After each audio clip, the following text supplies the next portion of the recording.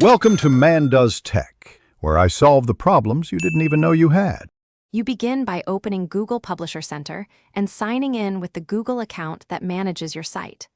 Once signed in, add your publication and choose a display name. This is how users will recognize you. Make sure your site is already verified in Search Console or that you have a reachable feed URL to submit. Next, upload a publisher logo and set language and primary domain. These small steps ensure Google displays accurate brand info and avoids delays in approval. Now you configure content.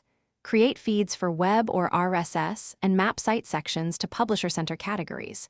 You choose whether to use managed feeds or link to your existing RSS.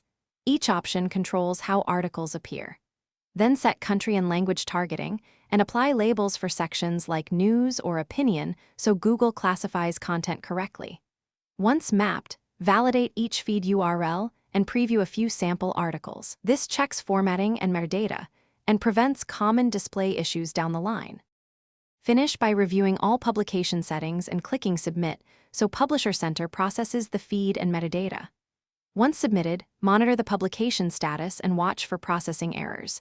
If articles fail, open the feed diagnostics and correct missing metadata or malformed tags. If things go wrong, make sure the site remains verified in Search Console and that crawl access isn't blocked by robots, TXT, or permissions. Fixing those often resolves feed failures. Finally, revalidate the feed and republish once errors are. Thanks for watching. If you found this helpful, don't forget to like and subscribe.